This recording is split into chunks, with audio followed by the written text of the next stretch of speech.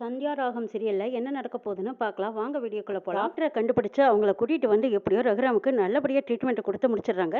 ஜானகியும் கோயில்ல பரிகாரம் எல்லாம் பண்ணி முடிச்சுட்டு ஹாஸ்பிட்டலுக்கு வராங்க. ரகுராம் பொழைக்க கூடாது, ஜானகி பரிகாரம் பண்ணக்கூடாது, தெய்வ சக்தியே அவங்க கிட்ட நாடக்கூடாது, ஊருக்கு முன்னாடி அசிங்கப்பட்டு நிக்கணும், கேவலப்பட்டு நிக்கணும், ரகுராம் உயிரோடவே இருக்கக்கூடாதுங்கிற ஒரு வெறியில புவனேஸ்வரி, பசுபதி இவங்க எல்லாருமா சேர்ந்து இந்த பரிகாரத்தையும் தடுக்கணும். ரகுராம உயிரை காப்பாற்றக்கூடாது, ரகுராம் உயிரை காப்பாற்ற வர டாக்டரையும் நம்ம எப்படியாவது கடத்தி வச்சுக்கணும்னு நினைச்ச புவனேஸ்வரி இவங்க எல்லாருமா சேர்ந்து பெரிய திட்டம் போட்டுட்டு இருந்தாங்க.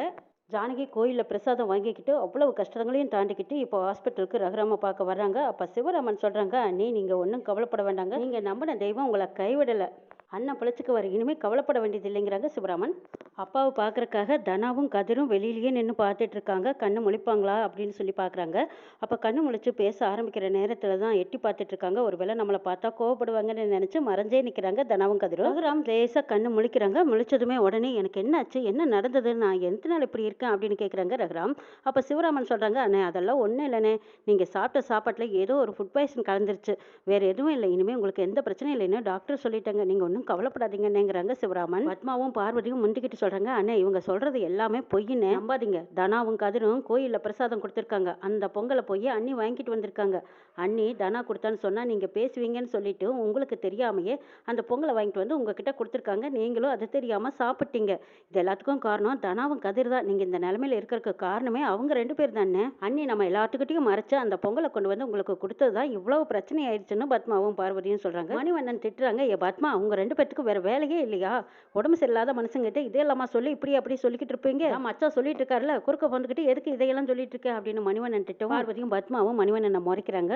ஜானகி ரகுராம் கிட்ட சொல்றாங்க, ஆமாங்க தனா கோயிலில் பொங்கல் கொடுத்துட்டு இருந்தா, நான் அந்த நேரத்தில் கோயிலுக்கு போயிருந்தேன், சக்கரை பொங்கல் உங்களுக்கு பிடிக்குமேனு நானும் கொஞ்சம் வாங்கிட்டு வந்தேன், கதிர் ஏதோ ஒரு ஆர்டர் எடுத்து அதில் நிறைஞ்ச லாபம் வந்துருச்சுன்னு சொல்லிட்டு கோயிலில் அன்னதானமாக பிரசாதம் கொடுத்துட்டு இருந்தாங்க, சரி கோயில் பிரசாதத்தை நம்ம வேண்டான்னு சொல்ல முடியாது, அவங்களும் சந்தோஷமாக முதல் சம்பளம் வாங்கி எல்லாத்துக்கும் பிரசாதம் கொடுத்துட்டு இருக்கும்போது நானும் ஆசையாக போய் வாங்கிட்டு வந்தேன், அதை தான் உங்களுக்கும் கொடுத்தேங்கிறாங்க ஜானகி. எல்லாத்துக்கும் கொடுத்த பிரசாதத்தான் உங்களுக்கும் கொடுத்தேன், ஆனால் நம்ம பொண்ணு தனா அப்படி செய்யக்கூடிய ஆள் கிடையாது, நம்ம வம்சத்தில் அதுவும் நமக்கு பொண்ணா பிறந்தவ மற்றவங்களோட உயிரை எடுக்கணும்னு நினைக்க மாட்டாளுங்க, சத்தியமான உண்மை, நல்லது நடந்ததுக்காக நல்லது செஞ்சாங்க, மற்றபடி மனசில் எதையும் வச்சுக்கிட்டு இப்படியெல்லாம் செய்யல அப்படின்னு ஜானகி தனாவை பற்றி எடுத்து சொல்லிக்கிட்டு இருக்காங்க. ரகுராம் எதுவும் பேசாமல் அமைதியாக கேட்டுட்டு இருக்காங்க. அவங்க சொல்கிறது எல்லாம் கேட்டுட்டு இருந்த தனாவும் கதிரும் சங்கடப்பட்டுட்டு நிற்கிறாங்க.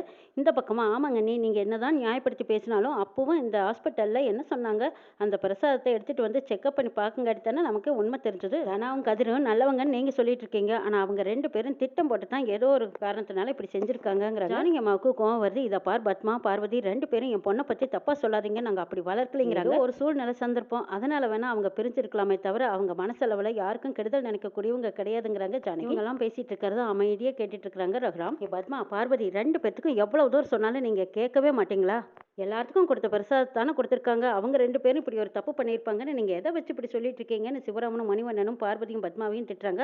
ஆமாம் நீங்கள் எப்போ பார்த்தாலும் அவங்களுக்கு சப்போர்ட் பண்ணி தானே பேசுவீங்க, என்னைக்கு உண்மையை ஒத்துக்கிறீங்க, அண்ணே இவங்க அவங்க ரெண்டு பேர்த்தையும் காப்பாற்றணுங்கிறக்காகத்தான் இப்படியெல்லாம் சொல்லிட்டு இருக்காங்க, தனாவையும் கதிரையும் நம்பாதீங்கன்னு, அவங்க கொடுத்ததுனால தான் நீங்கள் இந்த நிலைமையில கிடக்குறீங்க, அதை மட்டும் மனசில் வச்சுக்கோங்கிறாங்க. ரகுராம் முடிவாக சொல்லிடுறாங்க, சரி இனிமேல் இதுக்கு மேலே இந்த பற்றி எதுவும் பேசாதீங்கிறாங்க. பேசாமல் அமைதியாக நிற்கிறாங்க பார்வதியும் பத்மாவும். அப்பா கண்ணு முடிச்சிட்டாரு, அதுவே எனக்கு போதும், ஆனால் இவங்க சொல்கிறது எல்லாம் கேட்கும்போது எனக்கு ரொம்ப கஷ்டமாக இருக்குது, நான் அப்படியெல்லாம் செய்யலை, சரி அப்பா புரிஞ்சுக்கிற அன்னைக்கு புரிஞ்சுக்கிட்டோம், சரி வா கதிர் போகலாம் அப்படின்னு தனாவும் கதிரும் அங்கேருந்து போகிறாங்க. பத்மாவும் பார்வதியும் தேவையில்லாத பற்றியெல்லாம் தனாவை பற்றியும் கதிரை பற்றியும் பேசிகிட்டே இருக்காங்க. இதையெல்லாம் கேட்டுட்டு இருந்தா சிவா சொல்கிறாங்க, பார்வதி இனிமேல் இதுக்கப்புறமும் இங்கே நிற்க வேண்டாம், நீங்கள் ரெண்டு பேரும் வெளியில் போங்க, வீட்டுக்கு போங்க, அண்ணன் கண்ணு முடிச்சிட்டாரு, இனிமேல் பயம் இல்லை, ஆனால் நீங்கள் பேசுகிறதெல்லாம் கேட்டாங்கன்னா மறுபடியும் டென்ஷன் தான் ஆகுவார், தேவையில்லாமல் கோவப்படுவார், வேண்டாம் நீங்கள் ரெண்டு பேரும் இங்கே இருக்கிறது நல்லா இல்லை, சரியில்லை போயிடுங்கிறாங்க. அண்ணி நீங்கள் மாயா சீனு மூணு பேரும் அண்ணனை பக்கத்தில் இருந்து பார்த்துக்கோங்க, நாங்கள் எல்லாரும் இவங்களை ரெண்டு பேர்த்தையும் வீட்டுக்கு கூட்டிகிட்டு போயிடுறோம்னு சொல்கிறாங்க சிவராமன். ஜானகியும் சரிங்கிறாங்க. ஜானகி ரகுராம் கிட்ட கேட்குறாங்க, நம்ம பொண்ணு அப்படி செஞ்சிருப்பான்னு நீங்கள் நம்புறீங்களாங்கிறாங்க. ரகுராம் சொல்கிறாங்க, இல்லை ஜானகி என்ன சொன்னாலும் சரி, ஏன் அந்த கடவுளே வந்து என் பொண்ணு இப்படி செஞ்சான்னு சொன்னாலும் நான் நம்ப மாட்டேன் ஜானகி, என் பொண்ணை நான் அப்படி வளர்த்தல, நீ சொன்ன மாதிரி என் பொண்ணு 4 பேர்த்துக்கு நல்லது செய்யணும்னு தான் நினைப்பாளே தவிர இந்த மாதிரி ஒரு சுமான காரியத்தை பண்ண மாட்டான்னு சொல்கிறாங்க ரகுராம். இதை கேட்டு ஜானகி மாயாச்சின்னு 3 பேரும் சந்தோஷப்படுறாங்க. அப்பாடா இப்போவாவது தனா மேலே ஒரு நல்ல அபிப்பிராயமும் நம்பிக்கை இருக்கு, அது வரைக்கும் சந்தோஷம்னு நினைக்கிறாங்க. சொன்னதை கேட்டதும் சந்தோஷப்பட்ட மாயா உடனே வந்து தனா கிட்டையும் கதிர்கிட்டையும் சொல்லலான்னு வர்றாங்க. வெளியில் வந்து பார்க்கும்போது அங்கே அவங்க 2 பேர்த்தையும் காணோம். ஒரு நர்ஸுக்கிட்ட விசாரிக்கிறாங்க. அவங்க இப்போ தான் போனாங்க அப்படின்னு சொல்கிறாங்க. இன்னொருத்தர் ஆமாம் அழுதுகிட்டே போனாங்கன்னு சொல்கிறாங்க. இது கேட்ட மாயா ரொம்ப சங்கடப்படுறாங்க. உடனே சரி ஃபோன் பண்ணி தனா கிட்ட இந்த விஷயத்த சொல்லணும்னு ஃபோன் பண்ணுறாங்க. தனா ஃபோன் அட்டன் பண்ணுறாங்க. அப்போ மாயா தனா பெரியப்பா என்ன சொன்னார் தெரியுமா? உன்னை பற்றி அத்தியும் சித்தியும் தப்பு தப்பாக போட்டு கொடுத்தாங்கல்ல, அதையெல்லாம் பெரியப்பா பெருசாக எடுத்துக்கவே இல்லை. என் பொண்ணு அப்படி செஞ்சிருக்க மாட்டான்னு இப்போ தான் பெரியம்மா கிட்ட சொன்னாங்கன்னு மாயா சொல்கிறாங்க. இதை கேட்டதும் தனா அவ்வளோ சந்தோஷப்படுறாங்க.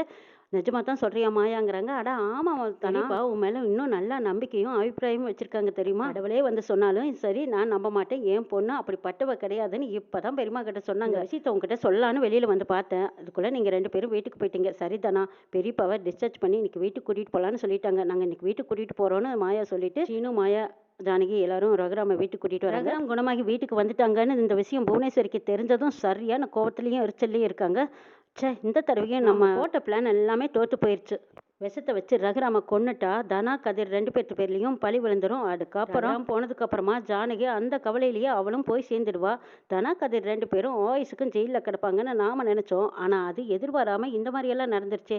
ரகுராம காப்பாற்ற அந்த டாக்டர் எப்படி வந்தான் அப்படின்னு கோவத்துல சீறி பாஞ்சுக்கிட்டு இருக்காங்க புவனேஸ்வரி. டாக்டரை கட்டி போட்டிருந்த இடத்தை எப்படியோ சீனவும் கதிரும் கண்டுபிடிச்சு வந்து காப்பாற்றி கூட்டிட்டு போய் ரகுராம காப்பாற்றிட்டாங்க. எல்லாம் நடக்கக்கூடாதுன்னு நாம நினைச்சோம். ஆனா இதெல்லாம் நம்மளையும் மீறி நடந்துருச்சுங்கிறாங்க. புவனேஸ்வரி நீ ஒன்றும் கவலைப்படாத. இன்னொரு சான்ஸும் சந்தர்ப்பமும் நம்மளுக்கு கிடைக்காமலா போயிடும். ரகுராம் குடும்பத்தை பழி வாங்கறதுக்கு இன்னொரு சந்தர்ப்பம் நம்மளுக்கு கண்டிப்பா கிடைக்கும். அப்ப பாத்துக்கலாம். அவங்க எல்லாத்தையும் முடிச்சு கட்டிடலாம். நீ கவலைப்படாதேன்னு சொல்றாங்க பரமேஸ்வர். ரகுராம் வீட்டுக்கு வந்ததுக்கு அப்புறமா பாட்டி சொல்றாங்க ரகு உழைச்சு வந்தது அந்த தம்பரான் புண்ணியமாப்பா. நம்ம குடும்பத்திலையும் ஏகப்பட்ட பிரச்சனைகள் இருக்கு. உனக்கு திருஷ்டி அதிகமாவே இருக்குப்பா. அதனால நம்ம எல்லாருமா சேர்ந்து குலதெய்வ கோயிலுக்கு போய் பொங்கல் வச்சுட்டு வரலாம். சாமி காஞ்சா ஒரு படி அரிசி போட்டு பொங்கல் வச்சா சரியா போயிடுன்னு சொல்லுவாங்க. மனுஷன் காஞ்சா அதுக்கு ஈடுனே எதுவுமே இல்லையா. கல்லடி பட்டாலும் கண்ணடி படக்கூடாதுன்னு சொல்லுவாங்க. அந்த மாதிரி தான் நம்ம குடும்பத்துல ஏதோ ஒரு கந்திஷ்டி இருக்கு. இதெல்லாம் நீங்கணும்னா நம்ம குடும்பத்தோட எல்லாரும் கோயிலுக்கு போயிட்டு வரலான்னு பாட்டி சொல்றாங்க. மணிவண்ணனோட அம்மாவும் சொல்றாங்க ஆமா சமந்தி நீங்க சொல்றதுதான் சரி. நம்ம எல்லாருமா சேர்ந்து குலதெய்வ கோயில்ல போய் பொங்கல் வச்சுட்டு வரலாம். வீட்டுக்குள்ளேயே கந்திஷ்டி அதிகமா இருக்கு. இது வெளியில வேற சொல்லணுமா அப்படின்னு சொல்லிட்டு சீனுவோட பாட்டி பத்மாவை பார்த்து முறைச்சுக்கிட்டே சொல்றாங்க. பார்வதி இந்த கிழவிக்கு பாத்தியா திமிர என்ன பார்த்து தான் சொல்லுதுங்கிறாங்க. பார்வதி பத்மாவும் பேசிக்கிறாங்க. குடும்பத்தோட எல்லாரும் கோயிலுக்கு போலான்னு முடிவெடுத்ததுக்கு அப்புறமா ஜானகி ரகுராம் கிட்ட வந்து கேக்குறாங்க தனாவையும் கதிரியும் நம்ம குலதெய்வ கோயிலுக்கு கூட்டிட்டு போலாமா? அவங்கள மட்டும் பிரிச்சு விடக்கூடாது இல்லைங்க. ரகுராம் சரின்னு சொல்றாங்க. இதை கேட்டதும் சந்தோஷமா ஜானகி ஓடி போய் தனாவுக்கு ஃபோன் பண்ணி சொல்றாங்க. தனா வீட்டில் அழுதுகிட்டே வந்திருக்காங்க.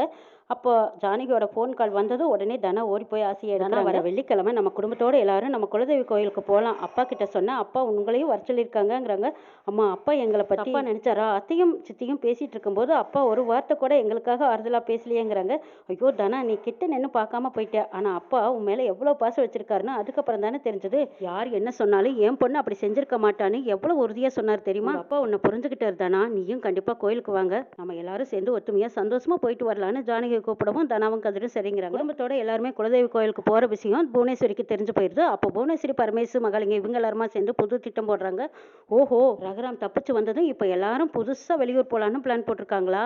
விடக்கூடாது. இந்த இடத்துல தான் நம்ம உங்களுக்கு சரியான ஆப்பு வைக்கணுங்கிறாங்க புவனேஸ்வரி. புவனேஸ்வரி அப்ப நீ என்ன திட்டம் போட்டு வச்சிருக்க? அவங்க குடும்பத்தோட ஒருத்தர் கூட விடாம நம்ம அழிக்கணும்னு நினைக்கிறியே. அப்ப நம்ம என்ன செய்யலாங்கிறாங்க பசுபதி. இதுதான் நமக்கு கிடைச்ச நல்ல சந்தர்ப்பம். இந்த வாய்ப்பை நம்ம தவற விடக்கூடாது. அவங்க குடும்பத்தோட சந்தோஷமா ஒத்துமையா போய் குலதெய்வ கோயில்ல வரங்கேட்டு வரலாம் அப்படின்னு தானே நினைச்சு போறாங்க. போகும்போது எல்லாரும் சந்தோஷமா ஒத்துமையா போவாங்க. ஆனா திரும்பி வரும்போது அவங்க யாரும் வர முடியாத இடத்துக்கு தான் போவாங்க. எல்லாத்தோட கதையும் முடிச்சிடலான் இருக்கேன்னு சொல்றாங்க புவனேஸ்வரி. அதை கேட்ட பசுபதி ரொம்ப சந்தோஷப்படுறாங்க. ஆமா புவனேஸ்வரி இந்த தடவை மட்டும் நாம போட்ட பிளான் தோத்து போயிடக்கூடாது. அந்த குடும்பத்துல ஒருத்தர் கூட மிஞ்சக்கூடாதுன்னு முடிவெடுக்கிறாங்க. ரகுராம் மட்டும் முடிச்சிடலான்னு நாம் நினைச்சோம். ஆனா இப்ப குடும்பத்தோட பரலோகம் போறாங்களேன்னு நினைக்கும் போது சந்தோஷப்படுறதா இல்ல அந்த குடும்பத்துக்காக அழுகிறதான்னு எனக்கு தெரியலங்கிறாங்க பரமேஸ்வர். நீ ஒன்னும் கவலைப்படாத. இந்த தடவை பாரு நான் என்ன செய்ய போறேன். ரகுராம் இந்த தடவை வேணா என்கிட்ட இருந்து தப்பிச்சிருக்கலாம். அடுத்த தடவை கண்டிப்பா அவன் தப்பிக்கிறதுக்கு வாய்ப்பே கிடையாது. இப்ப தனாவையும் கதிரையும் வேற சேர்ந்து கூட்டி போறாங்க. மிஞ்சி தப்பிச்சு வரக்கு ஒரு உயிர் கூட மிச்சமாகாது அப்படின்னு புவனேஸ்வரி ஒரு சந்தோஷத்துல திட்டம் போட்டுட்டு இருக்காங்க. புவனேஸ்வரி பரமேஸ்வரி இவங்க கிட்ட இருந்து ரகுராம் குடும்பம் எப்படி தப்பிக்க போறாங்கன்னு நாளை எபிசோட்ல பார்க்கலாம்.